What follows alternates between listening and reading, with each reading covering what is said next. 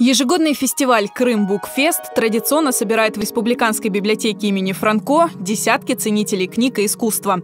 Здесь презентуют новые книги, проводят встречи с писателями и учеными.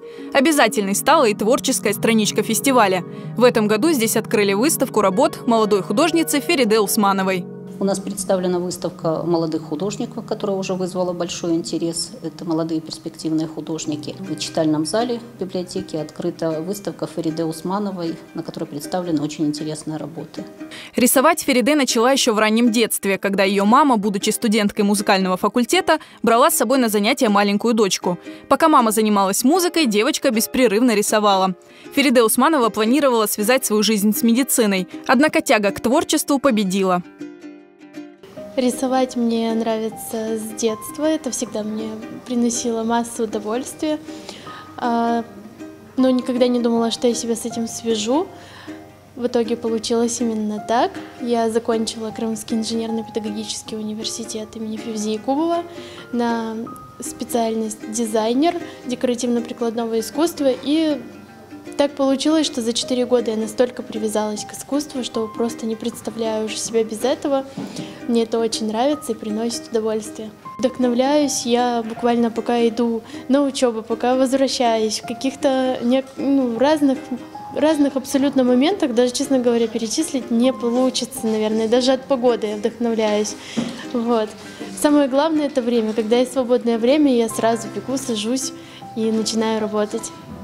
В прошлом году Фериде Усманова стала обладателем гран-при фестиваля-конкурса крымско-татарской культуры «Кефе Гуллера». Она участвовала в различных выставках, но это первая персональная выставка работ молодой художницы. В экспозиции живопись, графика и изделия декоративно-прикладного искусства. Очень долго думала над названием, потому что это всегда самое сложное. И как-то вот оно само пришло мне в голову, и я подумала, почему бы и нет. В принципе, звучит неплохо, интересно. У меня выбор стоял между названием «Шелковый путь» и «Золотое сечение». Все-таки я выбрала «Золотое сечение». Я неоднократно присутствовал на выставках ее работ, особенно когда еще она готовила дипломные работы. Когда я узнал о том, что здесь будет проводиться эта выставка, с превеличайшим удовольствием пришел. И рад, что не ошибся. Огромная палитра, разнообразие, глубокое творческое начало в человеке. В этом году у нас было очень приятное такое открытие для нашей библиотеки. Выставка творческих работ Фериде Усмановой.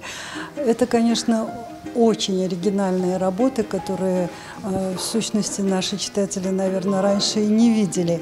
И хотелось бы, конечно, это продолжить, чтобы она каждый год у нас выставлялась, и, может быть, даже почаще. Картины оригинальные, просто вдохновляют, можно сказать. Я думаю, что нашим читателям понравится.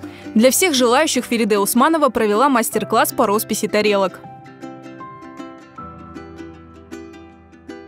С Фериде мы познакомились 2 года назад в Республиканской библиотеке имени Гаспринского.